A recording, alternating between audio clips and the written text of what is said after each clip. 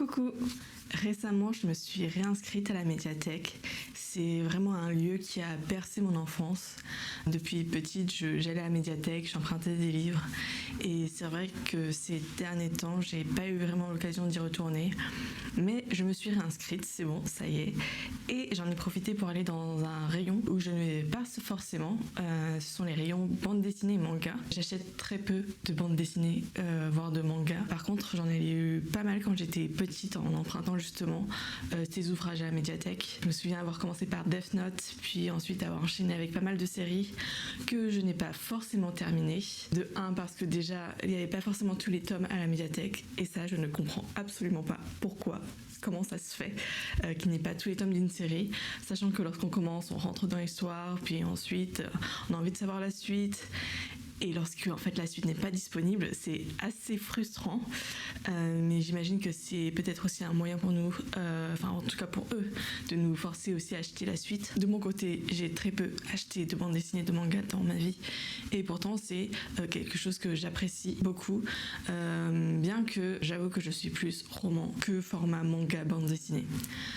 Il n'empêche que je pense que c'est aussi une forme de mépris intériorisé que j'ai aussi pu avoir envers les bandes dessinées et les mangas. C'est quelque chose sur lequel je travaille. Et en tout cas, chose faite, j'en ai lu pas mal ces derniers temps, notamment de mangas. J'ai commencé pas mal de séries et j'aimerais du coup vous les présenter. Note pour cette vidéo, les mangas ou bandes dessinées que je vais présenter ne sont pas des plus originales, sachant que je suis assez néophyte dans ces domaines. Ça va être du coup des mangas assez classiques vers lesquels je vais me tourner et pas forcément des nouveautés. D'autant plus que ce sont des mangas que j'ai empruntés à la médiathèque, donc forcément des nouveautés, il n'y en a pas beaucoup. Une autre raison qui fait aussi que je me suis tournée vers les mangas et les bandes dessinées ces derniers temps, c'est que j'ai eu énormément de mal à me plonger dans un livre ces derniers temps. Je sais pas, ma capacité de concentration est extrêmement faible, extrêmement basse ces derniers temps. Et donc forcément le manga, la bande dessinée permet de se plonger en quelques secondes dans un nouvel univers. Je pense aussi que l'actualité a une part grandissante dans cette baisse de concentration que j'ai en ce moment. Les écrans aussi bien sûr qui m'accaparent aussi énormément de temps et pour lequel j'essaie de faire quelque chose. J'espère que cette vidéo en tout cas pourra en intéresser quelques-uns. Tout d'abord commençons par les bandes dessinées. La première bande dessinée dont j'aimerais vous parler, c'est Coco n'aime pas le capitalisme, dessinée par Tintin.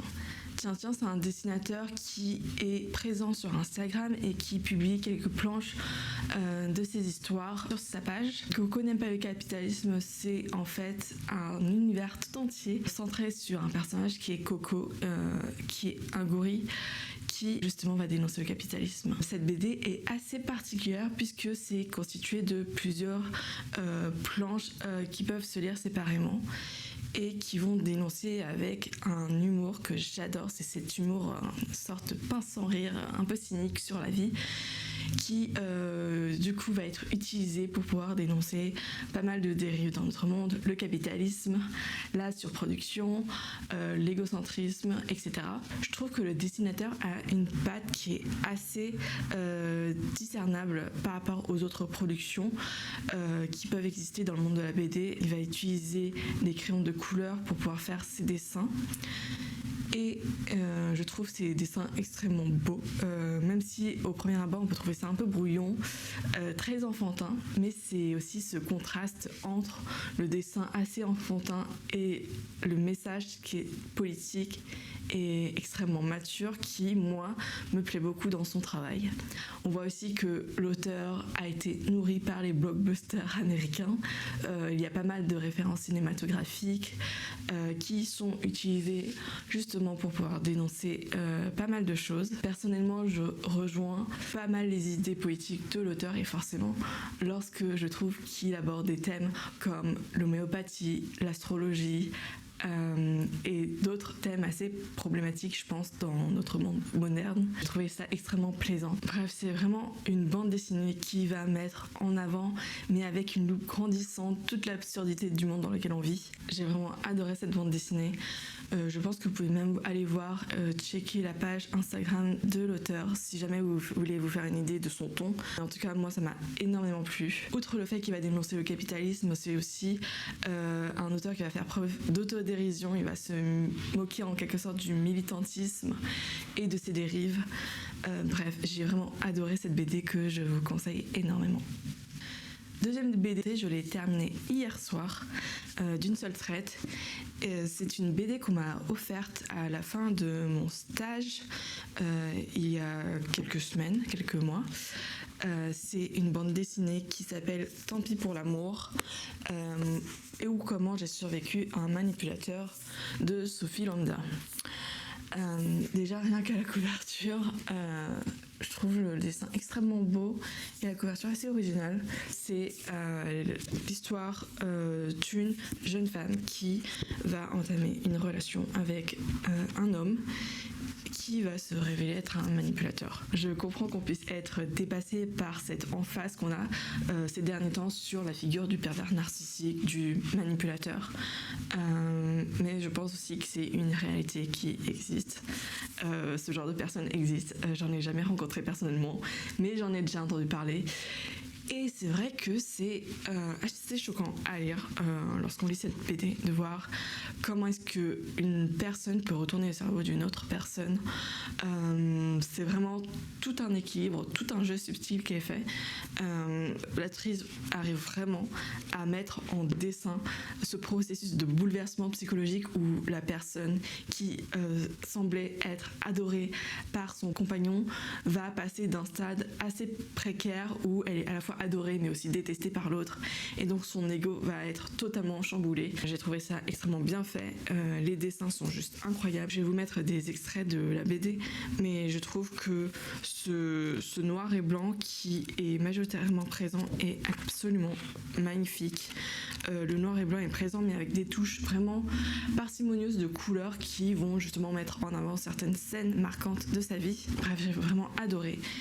Il y a pas mal de ressources disponibles dans cette bande dessinée. On a par exemple le violentomètre, qui est une sorte de baromètre mais pour les violences, avec du coup à la fin de cette réglette tout ce qui est les sortes de red flags, donc tout ce qui devrait nous faire partir lorsqu'on est dans un couple assez toxique. Il y a aussi les coordonnées, les adresses de diverses associations et structures qui peuvent aussi aider lorsqu'on est dans une situation de violence. J'ai vraiment adoré cette bande dessinée.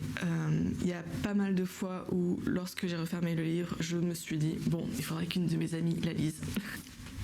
Bref, c'est, je pense, une très bonne bande dessinée si on veut aborder la notion de violence conjugale, de violence au sein d'un couple. C'est assez facile à lire, même si certains passages sont assez violents. Bref, une bande dessinée que je pense que tout le monde devrait lire, que ce soit les hommes ou les femmes, pour pouvoir comprendre justement cette notion de violence au sein d'un couple et comment elle peut être tout à fait insidieuse. Passons à la partie manga. Je vais vous présenter une série que j'ai commencée il y a quelques semaines. C'est la série Monster de Naoki Urasawa. Naoki Urasawa, c'est un mangaka que j'ai déjà lu dans le passé, puisque j'avais emprunté dans une ancienne médiathèque la série 20th Century Boys. C'est une série que je n'ai pas du tout terminée, malheureusement. Ils n'avaient pas du coup la série complète dans la médiathèque et je n'ai pas non plus acheté la suite. Et c'est une série que j'ai beaucoup appréciée parce que c'est un thriller psychologique où il y a pas mal de mystères, pas mal de suspense dans l'histoire, et c'est vraiment un ingrédient que j'ai retrouvé dans ce manga aussi. Puisque c'était un thriller psychologique, on va suivre l'histoire d'un neurochirurgien d'origine japonaise qui va du coup aller travailler en Allemagne.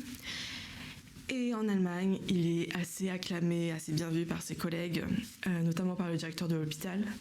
Mais il va se retrouver confronté à un dilemme qui est de soit sauver un personnage influent et ami du directeur de l'hôpital, soit sauver un enfant. Face à ce dilemme, on voit que le médecin va avoir pas mal de difficultés, mais aussi que son choix va impacter le reste de son existence. Je vous en dis pas plus, mais sachez déjà qu'il y a énormément de suspense. Les personnages sont extrêmement attachants. En ce qui concerne les dessins dans ce manga, je les trouve assez beaux sans être particulièrement impressionnants.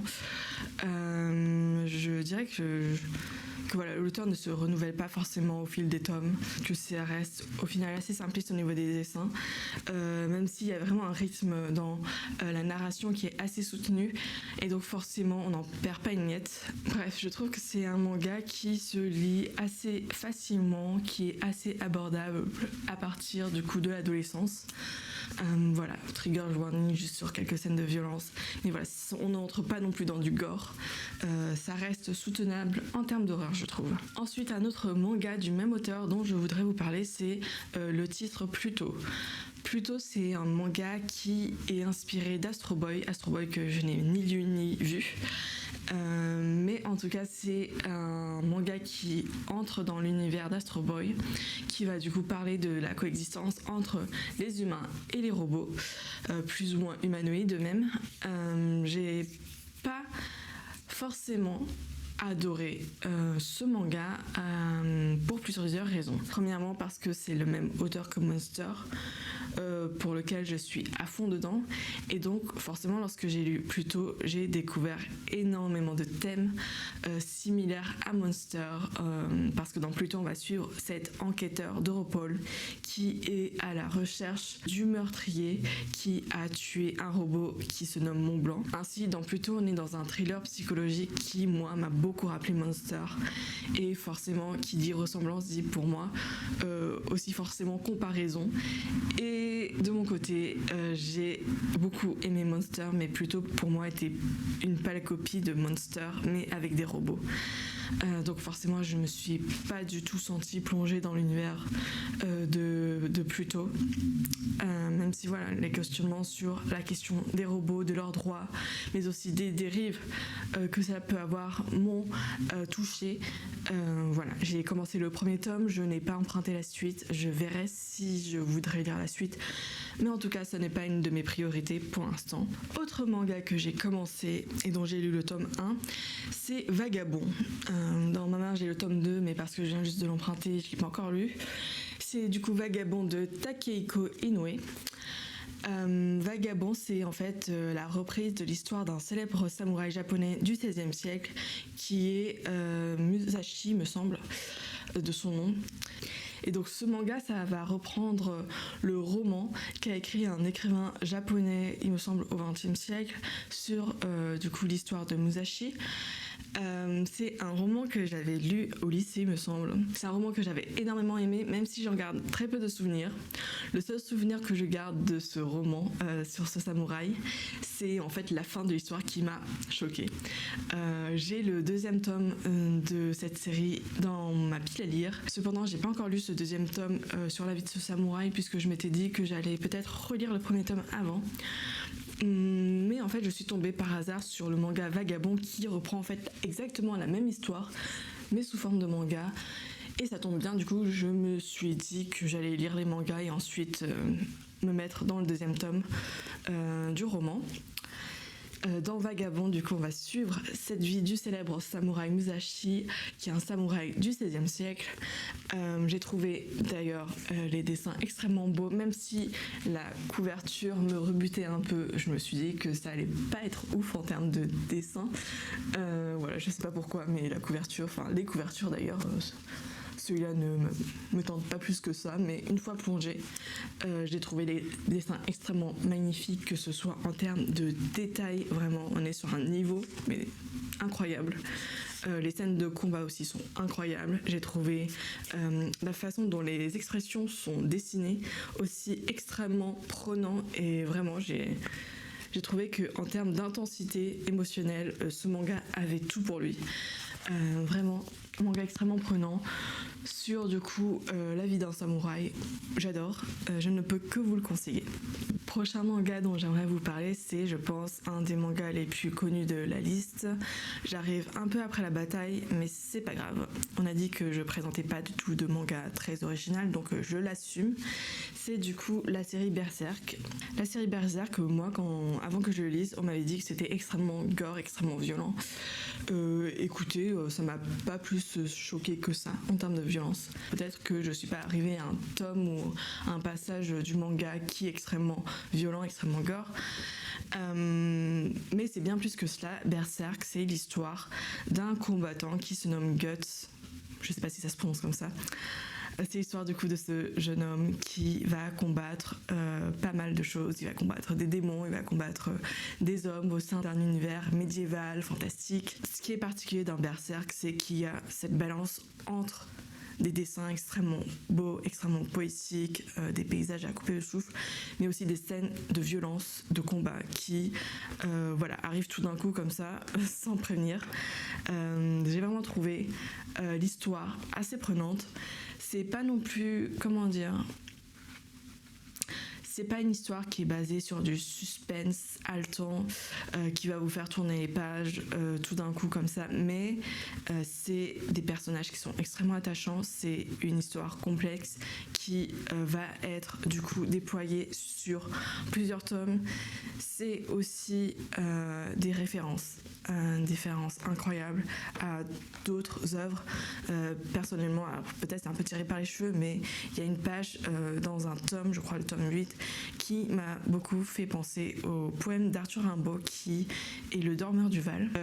Mais en tout cas, ouais, il y avait ce passage qui m'a vraiment ébloui et qui m'a fait penser à ce poème, puisqu'il y avait vraiment ce contraste entre la mort qui plane au-dessus du personnage et ce paysage de clairière avec le ciel étoilé qui était extrêmement touchant, extrêmement beau, et qui faisait une sorte de contraste entre la mort et la paix qu'il pouvait y avoir au sein d'une même page. Vraiment, je vous conseille Berserk. De très beaux dessins, un univers extrêmement riche. Personnellement, je suis pas très fan forcément du côté fantastique, médiéval. Je sais pas, j'arrive pas du tout à entrer dans ce genre d'univers. C'est peut-être aussi pour ça que j'ai du mal avec la fantasy en général. Mais dans Berserk, il y a vraiment quelque chose qui, je sais pas, m'attire, une forme de poésie, je pense, au sein même d'un monde violent. Le prochain manga dont j'aimerais vous parler, c'est Liar Game de Shinobu Ketani. Voilà, le deuxième tome, pareil, que je n'ai pas encore lu, j'ai juste lu le premier tome. C'est un manga qui, pour moi, a des défauts, mais aussi des qualités. Commençons par les défauts. Les dessins, je sais pas, je n'aime pas. Je n'aime pas les dessins. Comment dire ? Que ce soit au niveau des expressions, que ce soit au niveau des décors, qui justement sont, je pense, inexistants. Mais en termes de décors, il y a très peu de détails et c'est assez vide. Voilà, c'est pas ouf. Donc les dessins, j'ai pas trouvé ça très impressionnant. Et aussi, qu'est-ce qu'il y a d'autre ? Ah oui, la protagoniste. La protagoniste, du coup, c'est une fille dont je me rappelle plus le nom d'ailleurs, tellement elle est assez insipide. C'est une fille qui est l'archétype même de la fille, beaucoup trop honnête, mais aussi beaucoup trop bête. Bref, trop bête, qui va être gentille avec tout le monde, qui a une foi vraiment indéniable en l'humanité, qui voit de la gentillesse partout, mais qui se fait berner. Cette jeune fille va recevoir une lettre pour participer à un jeu qui s'appelle le Liar Game. Et le fait est qu'elle ne peut pas se rétracter de ce jeu, puisque en ouvrant le colis qui était accompagné de la lettre, elle a en fait signé sa participation à ce jeu, qui est un jeu de manipulation, de vol. Et voilà, vous l'aurez compris, cette fille est beaucoup trop honnête pour ce genre de jeu. Elle va donc demander l'aide d'un escroc qui va l'accompagner. Ce que j'ai aimé dans ce manga, c'est l'aspect psychologique qu'il y a. On a une description assez fine de la psychologie humaine, de comment elle marche, de comment est-ce qu'on peut parvenir à manipuler des gens. J'ai vraiment aimé ce manga pour cela, pour son côté psychologique, mais à part ça, dans la forme, j'ai pas plus apprécié que ça. Donc voilà, je dirais que c'est un manga qui pourrait, je pense, plaire si vous avez adoré l'aspect psychologique de Death Note. C'est vraiment un mélange, je pense, entre Death Note et Hunger Games, voilà, qui pourrait, je pense, plaire à pas mal de gens. Je pense que c'est un manga assez prenant et c'est d'ailleurs pour ça que j'ai emprunté le deuxième tome, c'est que vraiment je voulais savoir la suite et en apprendre aussi un peu plus sur comment marche le cerveau humain. Le dernier manga dont j'aimerais vous parler est assez étrange en termes d'atmosphère. C'est le manga Blame, voilà, de Tsutomu Miei. Je sais pas si on prononce son nom comme ça. Vraiment désolée pour la prononciation qui est vraiment pas terrible. C'est un manga dont l'atmosphère est un peu un mix entre Matrix et la série Severance, si vous l'avez vu. Déjà, en un seul mot, en deux mots, si je pouvais décrire ce manga, ce serait espace liminaire. Je ne sais pas si vous êtes familier avec cette notion d'espace liminaire. C'est une notion que moi j'ai découvert par un youtubeur qui tient la chaîne Alt236 sur YouTube et qui parle un peu des espaces liminaires et des backrooms. Ce sont des espaces qui vont être dénués de toute présence humaine, qui vont être assez vides et froides en termes d'atmosphère. Ce sont aussi des espaces qui nous semblent étrangement familiers et où on va avoir aussi cette impression d'être observé.